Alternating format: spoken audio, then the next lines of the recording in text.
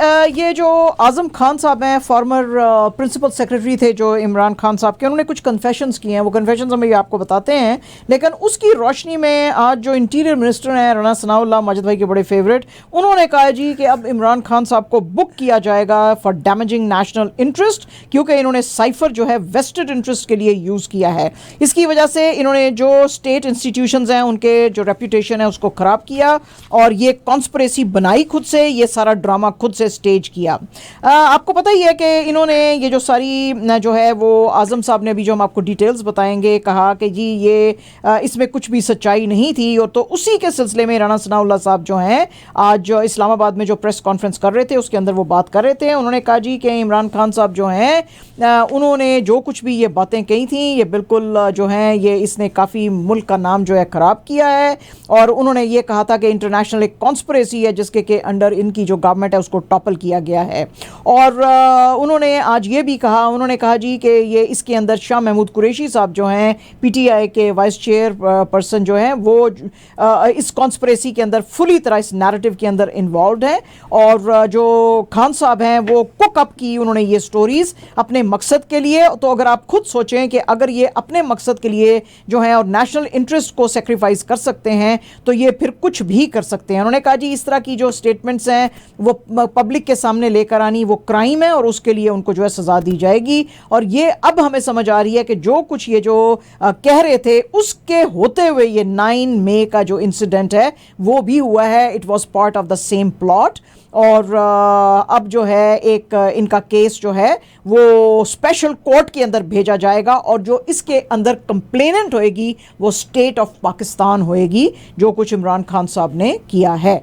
तो इनके खिलाफ जो है चार्जशीट अब जारी की जाएगी सून। अच्छा, अब हुआ क्या है? हुआ यह है कि आज़म खान जो कि फॉर्मर प्रिंसिपल सेक्रेटरी थे इमरान खान साहब के, उन्होंने जी काफ़ी दिन तो ये बिल्कुल गायब रहे।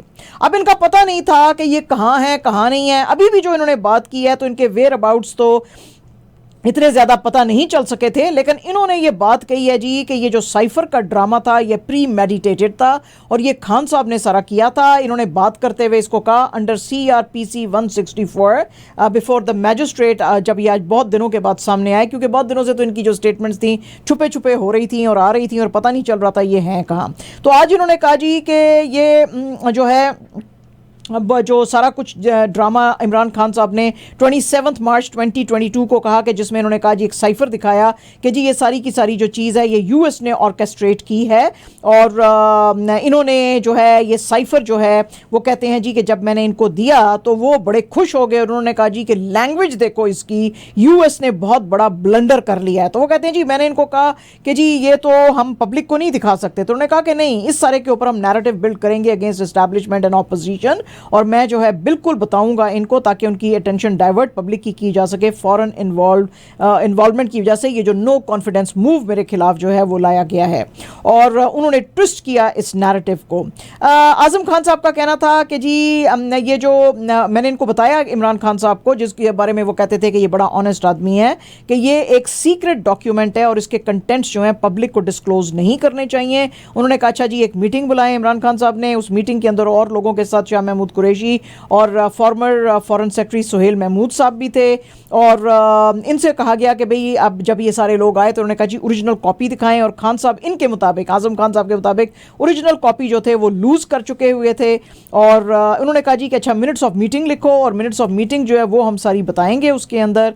और वो कहते हैं जी कि वो जो मेमो जो था वही जो था साइफर जो मैंने इनको भेजा था पीएमओ को, वो फिर कभी भी मुझे वापस नहीं मिला, कभी वापस नहीं आया, क्योंकि जो ओरिजिनल थे खान साहब गुमा चुके थे।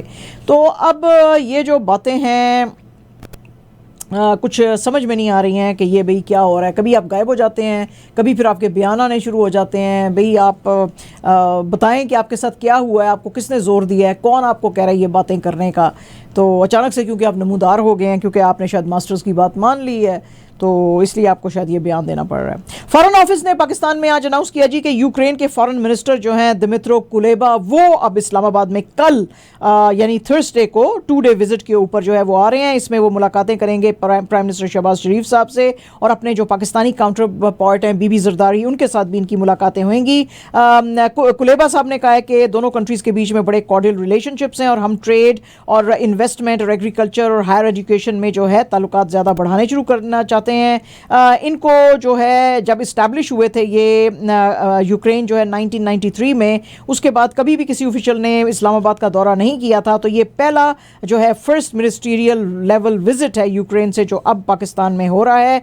आपको पता ही है कि पाकिस्तान जो है उसने बहुत दफ़ा कहा है कि वो यूक्रेन और रशिया के बीच में पीसफुल सोल्यूशन चाहता है कि ये लड़ाई आराम से ख़त्म हो जाए, और अपना न्यूट्रल स्टैंस अभी तक रखा है। बल्कि जब बहुत जोर भी दिया गया पाकिस्तान पे तो फॉरेन मिनिस्टर बीबी जरदारी ने कहा कि नहीं, पाकिस्तान न्यूट्रल रहेगा और हम कोई साइड्स कभी भी किसी भी कॉन्फ्लिक्ट में नहीं लेना चाहते हैं। यूनाइटेड नेशंस में भी जब वोटिंग हुई थी अगेंस्ट रशिया तो बिल्कुल पाकिस्तान ने इसमें एब्सटेन किया था और इनको कहा था कि फ़ौरन जो है रशिया अपनी वैसे तो विड्रॉ करे ट्रुप्स और यूक्रेन जो है वो भी सीज़ फायर की तरफ जाए, लेकिन पाकिस्तान ने इसकी साइड बनने से इनकार किया था। तो वही चीज़ें जो हैं और बहुत सी जो चीज़ें हैं उसके बारे में ये बातचीत करेंगे। लेकिन पाकिस्तान ने इनको कहा था पहले भी और अब भी उनके आने से पहले उन्होंने कहा है कि ये जो ह्यूमैनिटेरियन क्राइसिस है पाकिस्तान चाहता है कि इसको बहुत कॉर्डियल तरीके से ख़त्म किया जाए और जो है एक पीस की तरफ जाया जाए। तो अब जब ये आएंगे तो देखेंगे और जी क्या बातें होती हैं। नेशनल असेंबली जो है उसने कहा है जी कि ahead of its constitutional limit it's going to dissolve the body, और इसके अंदर जो है वो उन्होंने कहा है कि हम जो है वो जाएंगे इलेक्शंस की तरफ जाएंगे। अब जब ये बातें सामने सारी आ रही हैं तो इसके ऊपर जो है वो बात करते हुए principal deputy assistant secretary of state Elizabeth Horst ने कहा है कि यूएसए जो है वो हमेशा जो भी कोई गवर्नमेंट पाकिस्तान के अंदर इलेक्टेड गवर्नमेंट आएगी उसके ऊपर काम करेगा, और हमने हमेशा से पाकिस्तान के साथ बड़े अच्छे ताल्लुकात रखे हैं और हम किसी भी पार्टी या किसी भी कैंडिडेट जो है पॉलिटिकल कैंडिडेट का हम साथ नहीं देते। जो भी इलेक्टेड गवर्नमेंट रहेगी उसके साथ हम बात करेंगे। ये जो है एलिजाबेथ हॉर्स्ट ये आज जब बात कर रही थी तो as a head of Pakistan bureau at state department बात कर रही थी। उन्होंने कहा जी कि यूएसए ने हमेशा जो है डेमोक्रेटिक प्रिंसिपल्स और freedom of speech and rule of law को इम्पॉर्टेंट समझा है, और पीएमएलएन और पीपीपी ने अगर डिसाइड किया है कि ये डिसॉल्व करेंगे प्री मेच्योरली। हालांकि इंफॉर्मेशन मिनिस्टर मरियम औरंगजेब ने तो कहा है कि अभी तक ये रेजोल्यूशन जो है फाइनलाइज नहीं हुई है और पीडीएम आपस में एलाइज के साथ और दूसरी पार्टीज के साथ सहमति बना के और फिर अनाउंसमेंट करेगा। लेकिन इन्होंने इसके ऊपर बात करते हुए कहा जी कि जो भी कोई स्टेप्स पाकिस्तान लेगा वो उसका इंटरनल मामला है, और हम जो है हमेशा डेमोक्रेटिक जो गवर्नमेंट्स आएंगी यहाँ पे उनको हम सपोर्ट करेंगे। आपको पता ही है कि इमरान खान साहब के ज़माने में कुछ पाकिस्तान के हालात ख़राब हो गए थे जब ट्रंप साहब गए थे। ट्रंप साहब के साथ तो अच्छे थे, लेकिन जब बाइडन एडमिनिस्ट्रेशन आई तो उसके साथ कुछ ख़राब हो गए थे, और फिर उसके बाद ये जो साइफर का सारा मामला आया था जिसमें कि इन्होंने ब्लेम किया था अमेरिका को, जो assistant secretary of state Donald लू हैं उनके ऊपर एलिगेशंस लगाए थे कि उनके साइफर ने इनकी गवर्नमेंट हटाई है। इन सारे एलिगेशंस को भी आज इन्होंने जो है वो ख़त्म किया है और एलिजाबेथ हॉर्स्ट ने, और उन्होंने कहा कि ये सब गलत है असिस्टेंट सेक्रेटरी ऑफ स्टेट के बारे में। ऐसा हमारा जो होता है कभी स्टैंस नहीं होता है। हमने बहुत दफ़ा पाकिस्तान को बताया कि हम उसके इंटरनल मामलात में इंडल्ज नहीं करते हैं। इससे पहले भी जब कहा गया था तो उसके बाद इमरान खान साहब ने अपना बयान जो था उसको मोड़ लिया था फॉर्मर आर्मी चीफ कमर बाजवा की तरफ कि वो इन्वॉल्व थे इनके आउस्टर में। तो उन्होंने जो यूएस की जो ज़्यादा जो क्रिटिसिज्म थी वो बंद कर दी थी। तो इसके ऊपर आज एलिजाबेथ हॉर्स्ट ने बात करते हुए कहा कि हमारे पाकिस्तान के साथ 75 ईयर से ताल्लुकात हैं और ये बड़े फ्रूटफुल ताल्लुकात हैं, और पाकिस्तान ने कभी भी यूएस ने कभी भी पाकिस्तान के पॉलिटिकल या इंटरनल मामलात में जो है वो इंटरफेयर नहीं किया, और जो हमारे फ्रूटफुल रिलेशंस हैं वर्ल्ड में, रीजन में, पाकिस्तान में, वो हम हमेशा वैसे ही रखना चाहते हैं। बाजी कैसे फ्रूटफुल रिलेशनशिप्स हैं? 71 में आपका बेड़ा आना था, वो बेड़ा जो है का उस दिन से चला हुआ अभी तक पहुंचा ही नहीं है पाकिस्तान। तो कौन से फ्रूटफुल? आपने हमेशा पाकिस्तान का फ़ायदा उठाया है, पाकिस्तान को तो आपने कभी फ़ायदा नहीं दिया है बाजी जान। तो आप क्या बात कर रहे हो? अच्छा जी जीशान भाई आपको याद है वो नीली आंखों वाला खूबसूरत सा चाय वाला है जी? तो वो याद है? तो वो जनाब आपको पता ही है कि बड़ा वो सेंसेशन बन गया था, और बड़ी खूबसूरत उसकी नीली सी आंखें थी लड़के की, अरशद खान की। इसकी फ़ोटोग्राफ जो है वो जिया अली ने ली थी, आपको पता ही है 2016 में, और ओवरनाइट जो है ये ऑनलाइन सेंसेशन बन गया था। उसके बाद इसको जो है बहुत सारी अपॉर्चुनिटीज़ मिली एक्टिंग की, मॉडलिंग की, फिर उसके बाद इसने पैसे जमा किए और इस वक्त जो है ये पाकिस्तान के अंदर 3 कैफ़ेज़ जो है वो ओन करता है। दो लाहौर में, एक मरी में, और अब जनाब अब the next step, just imagine the next step, अब ईस्ट लंदन का जो इलफोर्ड लेन है वहां पे ये खोल रहा है, जहां पे के बेतहाशा हमारा एथनिक जो है पॉपुलेशन वो वहां पे रहती है। और मीडिया से बात करते हुए इसने कहा जी अब मैं लंदन आ रहा हूं और वहां पे मुझे पता चला है बहुत सारे लोग जो है मुझे मिलना चाहते हैं, and I will also narrate my extraordinary journey from humble tea shop to social media power से जो मैं अब ये हॉटशॉट बन गया हूँ। So I will narrate that whole story. और अब जो है ये इन्होंने सबसे पहला जो अपना कैफ़े खोला था वो इस्लामाबाद में खोला था 2020 में, कैफ़े चाय वाला रूफटॉप, और अब जो है ये बढ़ाते बढ़ाते लंदन तक पहुंच गए हैं। शहरी यहाँ पे डिस्क्लेमर दे देते हैं, हाँ। यहाँ पे जितने भी चाय वाले हैं हाँ। वो इनसे कोई एसोसिएट नहीं है। नहीं और भी दुनिया के जिस भी हिस्से में भी कोई भी चाय वाला है उसका कोई ताल्लुक इसके साथ नहीं है जी। ठीक है जी, हाँ जी, हाँ जी। तो ये वन एंड ओनली था। हाँ, बड़ा ही हैंडसम लड़का था ना, और खास तौर पे वो उस लड़की ने, जैसे जिया ने उसकी फोटोग्राफ ली थी ना, तो आंखें बड़ी स्ट्राइकिंग थी उसकी, तो दुनिया बड़ी पागल हो गई थी इसको उस वक्त। अच्छा, मेरा बहुत अच्छा दोस्त जो ना ही पश्तून, अच्छा, तो उससे मेरी बात हुई। अच्छा, बोले यार क्या बात है कि लोग जो है ना इसकी आंखें देखे पागल हो गए। हाँ। हम सारे पठान तो ऐसे ही होते हैं। Exactly, but the way it was photograph, तुम्हें याद है कि अच्छा आंखें तो सबकी ग्रीन नीली हैं, लेकिन तुम्हें याद है वो नेशनल ज्योग्राफिक के ऊपर वो जो अफगान लड़की की तस्वीर थी वो कितनी बड़ी सेंसेशन दुनिया में बनी थी। That pose, when the specific camera angle जिससे कभी कभी आप जो तस्वीर खींचते हैं ना वो बड़ी आइकॉनिक बन जाती है। और वो जो जर्नलिस्ट ने ली थी वो ढूंढने उस लड़के को दोबारा अफगानिस्तान भी गए। या तो उसकी इतनी बुरी हालत हुई थी उस लड़की बेचारी की। Yes, exactly.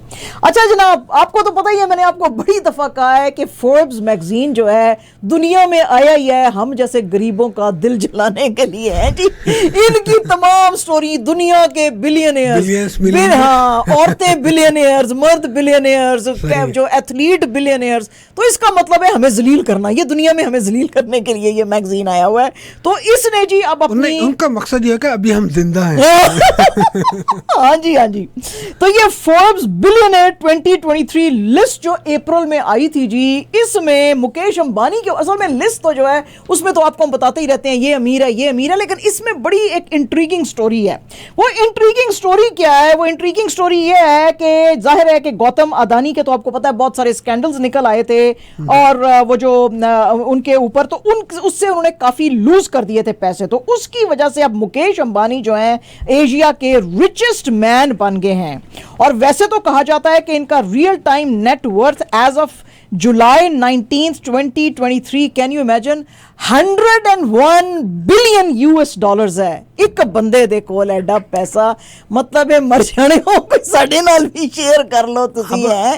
पाकिस्तान को कितने चाहिए? खत लिख दो उनको, सिर्फ 3 बिलियन खत लिख दो उनको। मतलब है सोचो यार क्या मजा। और फोर्ब्स मैगजीन जो है ना ये तो मतलब है व्हाट इज दिस भाई, व्हाट इज दिस, आपके लिए है मेरा ये 101 बिलियन डॉलर्स की इसकी नेट वर्थ है। अच्छा जी, लेकिन वो कहते हैं जी है बड़ा दयालु ये बंदा ना, मुकेश अंबानी इतना दयालु है, रिलायंस इंडस्ट्रीज का चेयरमैन और एमडी है।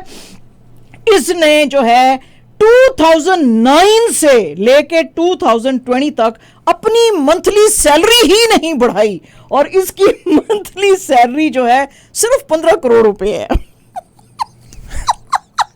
मैं नहीं सुन रहा हूं, मैं भी नहीं सुन रही माजिद भाई, सुनने से इनकार कर दिया, कान बंद करके ये मैं खबर सुना रही हूँ। मैंने सुनने से इनकार कर दिया। बस सारे सुनने से इनकार करो भाई, आमिर, जीशान, सब कान बंद करो सब, सिर्फ इनकी जो है। और वो कहते हैं ये बड़े दयालु हैं, चूंकि बीच में पेंडेमिक आ गया था और बड़ी मुसीबतें आ गई थी, तो उन्होंने कहा मैं अपनी सैलरी बिल्कुल नहीं बढ़ाऊंगा। ठीक है जी, तो ये इतना रखेंगे।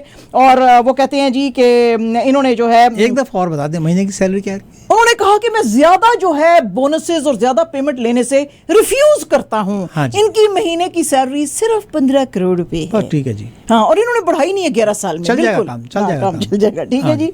तो वो कहते हैं जी कि मैंने रिफ्यूज किया था क्योंकि हालात इतने खराब थे, तो मैंने कहा मेरी सैलरी ना बढ़ाएं। वाह जी वाह, क्या बात है, बड़े अजीम आदमी हैं आप।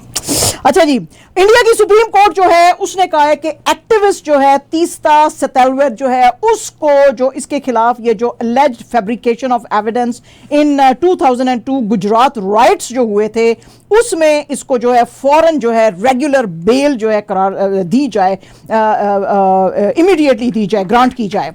उसकी वजह क्या है जी कि ये जो एक्टिविस्ट थी, इन्होंने जिस वक्त, ये आपको पता ही है कि ये केस सामने सारा आया था कि जो जिसमें कि ज़किया जाफरी जो हैं उन्होंने एक प्ली डाली थी और वो डिनाई कर दी गई थी, और उन्होंने कहा था कि उनके जो फॉर्मर एमपी हस्बैंड हैं एहसान जाफरी, जिनको कि इन राइट्स में मारा गया था, और उन्होंने चैलेंज किया था कि जी आपने ये मोदी जी को क्लियर चिट कैसे दी है, जो कि उस वक्त गुजरात के चीफ मिनिस्टर थे। तो उसके अंदर ये जो थी उसमें इन्होंने भी उनका साथ दिया था कि ये कैसे आप क्लीन चिट उन लोगों को दे सकते हैं, और इन सबको जिन्होंने के इनमें जो है वो सारे गुजरात राइट्स में शामिल थे। तो इनके ऊपर एक प्रोब जो है प्रॉपर बिठाने की जरूरत है फिर से एक दफा। तो जैसे ही ये इन्होंने ज़किया जाफरी साहबा ने बात की, उसके फौरन 2 दिन के बाद जो है सल्तवत जो है उनको भी पकड़ लिया गया था, और उनको जो है बेल नहीं मिल रही थी। आज सुप्रीम कोर्ट ऑफ इंडिया ने बहुत ज्यादा खींचा इनको सारों को, जो अथॉरिटीज थी, और उन्होंने कहा जी के क्योंकि उनको बताया गया था, जो कोर्ट थी उसको, कि ये बड़ी जी हिनोस क्राइम्स के अंदर जो हैं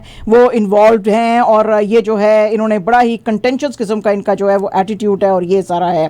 तो उसमें जो है कोर्ट ने कहा कि अथॉरिटीज़ जो हैं उन्होंने ये सारा कैसे एक्सेप्ट कर लिया विदाउट एनी एविडेंस, क्योंकि जो डेफिनेशन ऑफ एविडेंस एक्ट है उसको आपने डस्टबिन में फेंक दिया। आपके पास कोई एविडेंस नहीं था और आपने जाके इस लेडी को पकड़ लिया, और जिस वक्त तक आप ज्यादा इंफॉर्मेशन हमें इस सिलसिले में नहीं देंगे उस वक्त तक हम जो है कोर्ट जो है अपनी जो है वो ऑब्जर्वेशन है वो नहीं कर सकता। और ये जो चीज़ थी इसमें जो सी थी, सिर्फ यही बेचारी इन्वॉल्व नहीं थी, इनको नहीं पकड़ा था, बल्कि फॉर्मर गुजरात पुलिस चीफ जो थे RB श्री कुमार, जिन्होंने कहा था कि जी बिल्कुल अलेजली मोदी जी जो थे इस चीज़ में इन्वॉल्व थे, and farmer IPS officer Sanjeev Bhatt, उन्होंने भी ये कहा था, उन्होंने जो ये एलिगेशंस लगाए थे, तो उन्होंने कहा जी कि ये सारे फैब्रिकेटेड हैं ये चीज़ें। और सुप्रीम कोर्ट ने आज कहा जी कि आपने जो है खाम खा बिला वजह के इनके ऊपर एलिगेशंस लगाए कि इन्होंने इस्टेब्लिशमेंट पे और दूसरी चीज़ों को के इमेज को टार्निश करने की कोशिश की। आपके पास प्रॉपर जो है इन्वेस्टिगेशन एक तो होनी चाहिए, नंबर 1, उस इन्वेस्टिगेशन के बेस के ऊपर आपके पास प्रूफ्स होने चाहिए, और अगर आपके पास प्रूफ्स नहीं है तो आपका कोई राइट नहीं है कि आप इनको जो है जेल में रखें। एज अ रिजल्ट आप फौरन इसको जो है बेल दें, तो जो है इनको आप बाहर निकालें। अच्छा जनाब, आपको पता ही है, हम आपको बता रहे हैं कि अब महागठबंधन चल रहा है हिंदुस्तान के अंदर, क्योंकि 2024 में इलेक्शंस आने वाले हैं। तो बहुत सारी जो 26 पार्टीज़ हैं उन्होंने आपस में हाथ जोड़ लिए हैं कि हमने बीजेपी को जो है वो हराना है। कांग्रेस ने चूंकि कहा है कि हमारा जो है PM फेस नहीं अब होएगा, तो इसके ऊपर जो TMC है, तृणमूल कांग्रेस, उन्होंने कहा है कि अगर आप अपना कोई PM कैंडिडेट नहीं लाना चाहते हैं तो TMC के MP जो हैं शताब्दी रॉय, उन्होंने कहा जी कि फिर हमारी ये ख्वाहिश है कि जो हमारी दीदी है जो ममता बनर्जी, उसको PM के लिए जो है नेम उसका सामने लेकर आए। मल्लिकार्जुन खड़गे जो कि कांग्रेस के प्रेसिडेंट हैं, उन्होंने कहा था कि पार्टी की कोई इंटेंशन नहीं है to assume power for itself, हमारा सिर्फ मकसद जो है बीजेपी को हराना है, और इसीलिए हम जो है सारी पार्टीज के साथ खड़े हुए हैं। उन्होंने इसका नाम जो है, इस गठबंधन का नाम INDIA इंडिया दिया है, और उन्होंने कहा जी कि इसका मकसद जो है Indian national development inclusive alliance इसका मतलब है, और वो कहते हैं जी कि हमारा नारा रहेगा जीतेगा भारत। और उसमें जो है हमने पहले UPA बनाई थी और अब हम बना रहे हैं इंडिया, और ये जो है मुकाबला जो है हम अब करेंगे बीजेपी का। इसके ऊपर बात करते हुए बीजेपी ने कहा कि ठीक है आने दो, ये मुकाबला जो है इंडिया फिर वर्सेस भारत माता होगा। और मोदी जी ने भी इसके ऊपर बात करते हुए कहा कि ये जो तुम लोगों ने नेगेटिविटी के ऊपर ये सारी जो चीज़ कायम की है ये बिल्कुल ज़्यादा दिन नहीं चलेगी, और NDA जो है वो फिर से तीसरी बार जीत के 3rd कंसेक्यूटिव टाइम ये जीतेगा, और जो है हम फिर से जो है पावर में आएंगे। तो ये जनाब पावर स्ट्रगल जो है बढ़ गई है। और जनाब मुंबई पुलिस ने, जिसने कि आपको पता ही है कि राज कुंद्रा साहब को, जो कि शिल्पा शेट्टी के हस्बैंड हैं, उनको जुलाई 19, 2020 में for allegations of involvement in production and distribution of pornographic content जो है थ्रू हॉट शॉट्स जो ऐप थी उसके थ्रू इनको अरेस्ट किया था। और अब रिपोर्ट्स आ रही हैं कि जी ये जो इन्होंने 63 डेज जेल में काटे थे उसके ऊपर अब जो है एक फिल्म बनाई जा रही है, और ये भी कहा जा रहा है कि इसके अंदर शायद ये खुद से एक्टिंग भी कर सकते हैं। अभी तक डायरेक्टर का नाम सामने नहीं आया है, लेकिन जो भी कोई कंटेंट प्रोडक्शन स्क्रिप्ट है उस सब में जो है राज कुंद्रा साहब की हेल्प दी जा रही है। करण जौहर साहब जो है 51 ईयर्स के हो गए हैं, और आपको पता ही है बड़े फ्लैम्बॉयंट कपड़े पहनते हैं, लेकिन अब उन्होंने कहा है कि जी मेरी माँ ने अपने इंस्टाग्राम अकाउंट पे उन्होंने कहा कि मेरी माँ ने कहा है अब तुम बूढ़े हो गए हो तो अपनी एज के हिसाब से जो है वो कपड़े पहना करो। तो आज जिस वक्त ये बवाल की स्क्रीनिंग के ऊपर आए तो बिल्कुल सीधा सादा वाइट शर्ट और ब्लैक कोट और एक वो स्ट्राइप्स जो है टिपिकल वो जो होता है गोरा स्टाइल, उसके वो सूट वूट पहन के आए हुए थे। तो उन्होंने अपने इंस्टाग्राम पे लिखा, mama this plain suit is for you and my heart still wants to know when will Colors leave me alone. तो ऐसे उन्होंने कहा।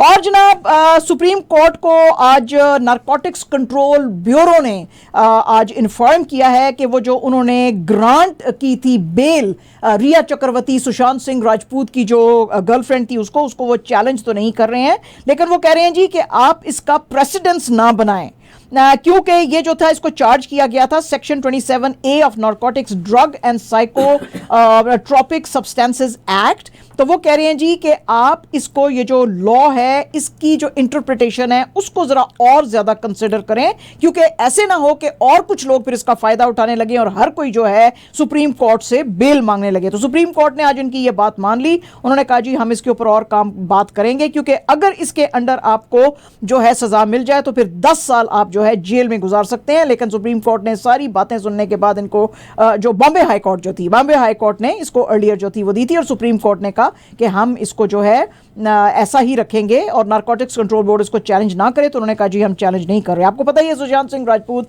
34 ईयर्स सिर्फ उनकी एज थी। अपना जो बैंड्रा का इनका अपार्टमेंट था, ऑन जून 14, 2020 वहां पे ये जो है मरे हुए पाए गए थे और कहा गया था कि ये सुसाइड है। लेकिन जो रिया के खिलाफ कंप्लेंट डाली थी सुशांत सिंह राजपूत के पेरेंट्स ने, उन्होंने कहा था जी कि इसने अबेटमेंट ऑफ सुसाइड जो है वो की है, इसको कहा है कि तुम सुसाइड करो, और अलेजली ये प्रोक्योर करती थी ड्रग्स, जिसके के अंदर जो है हमें पता चला है कि हमारे बेटे को ये ड्रग्स देती थी। और वैसे भी जो इसके व्हाट्सएप के जो चैट मैसेजेस थे उसमें अपने भाई के साथ जो इसकी बातचीत थी, जिसमें किसने कहा कि हाँ ड्रग्स लेकर आओ सुशांत सिंह के लिए, और वो तो उसके अंदर जो है नारकोटिक्स कंट्रोल बोर्ड ने प्रोब्स बिठाई थी और इनको जो है कहा था कि इनको जो है सजा दी जानी चाहिए इन अबेटमेंट ऑफ सुसाइड में। तो बहरहाल जी बॉम्बे हाई कोर्ट जो था उन्होंने जो इनके खिलाफ ये ख़त्म किया था, और उसके बाद सुप्रीम कोर्ट ने कहा इनको कि भाई आप चैलेंज ना करें अब इसको। ठीक है जी। अच्छा जनाब, पाकिस्तान और श्रीलंका का जो मैच चल रहा है उसमें आज ज़रा कोई इतना अच्छा डे 4 इतना अच्छा नहीं रहा पाकिस्तान के लिए, क्योंकि पाकिस्तान ने सिर्फ 131 रन जो थे वो बनाने थे, लेकिन उसके चाह में, उसकी मोहब्बत में अर्ली जो है 3 विकेट्स इन्होंने लूज़ कर दी एट गाले। इमामुल हक और बाबर आजम जो है अनबीटन प्ले कर रहे हैं 25 और 6 पे, और पाकिस्तान को अब 83 और रन्स चाहिए हैं to take 1-0 lead in 2 match series. तो अब देखेंगे कल 5वां दिन है क्या करेगा पॉसिबल है। हाँ, it's not a big target. हाँ, नॉट अ बिग टारगेट। हाँ ऐसे है। एंड जनाब absolutely our last news is about Asia Cup 2023 जो कि स्टार्ट होएगा मुल्तान से 30 अगस्त को, और इसको जो है एक दिन पहले प्लान किया गया है। पहले कहा जा रहा था कि शायद ये जो है 1 सितंबर से शुरू करेंगे या कि 31 से शुरू करेंगे, अब 30 से ये शुरू कर रहे हैं अगस्त से।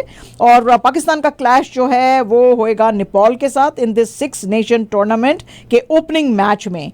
और बहुत खुशी की बात है क्योंकि 15 साल के बाद पाकिस्तान में फिर से जो है एशिया कप वापस आया है, और ये को होस्ट कर रहा है पाकिस्तान श्रीलंका के साथ हाइब्रिड बेसिस पे, क्योंकि आपको पता ही है कि हिंदुस्तान ने काफ़ी BCCI ने शोर मचाया था कि हमारी टीम पाकिस्तान नहीं जाएगी, इसलिए जो है श्रीलंका को फिर रोप इन जो है वो किया गया था इसके अंदर, और इसका अप्रूवल एशियन क्रिकेट काउंसिल ने लास्ट मंथ दिया था। अब एशियन क्रिकेट काउंसिल और PCB के स्केड्यूल के मुताबिक ये मैचेस जो हैं अगस्त 30 से सितंबर 17 के बीच में चलेंगे। पाकिस्तान में होंगे 4 मैचेस और श्रीलंका के अंदर होंगे 9 मैचेस, और ये जो है 13 मैच का इवेंट रहेगा। तो पहला मैच तो होएगा, आपको पता ही हमने बता दिया, मुल्तान में, और बाकी के 3 मैचेस लाहौर में होंगे। श्रीलंका का जो कैंडी है वहाँ पे 3 फर्स्ट राउंड के मैचेस होंगे, फिर कोलंबो में 5 सुपर 4 के मैचेस होंगे, और फिर सितंबर 17 को फाइनल रहेगा। इंडिया पाकिस्तान का जो क्लैश है जी, जो सबसे बड़ी बात है, इंडिया पाकिस्तान का क्लैश सितंबर 2 को कैंडी में श्रीलंका में होएगा, और अगर दोनों ही टीम्स जो हैं सुपर 4 के स्टेज के ऊपर जाएंगी तो फिर इन दोनों का फिर से एक दफा मुकाबला कोलंबो में हो सकता है सितंबर 10 को। पाकिस्तान और इंडिया जो है ग्रुप ए के अंदर है, तो पाकिस्तान A1 टीम है और इंडिया A2, नेपाल A3, और श्रीलंका और बांग्लादेश जो हैं वो B ग्रुप में हैं, तो श्रीलंका B1, बांग्लादेश B2 और अफगानिस्तान भी इस ग्रुप में है, तो अफगानिस्तान जो है वो B3 टीम है। ठीक है जी, तो ये है जनाब सारा स्केड्यूल और ये हैं हमारी सारी खबरें।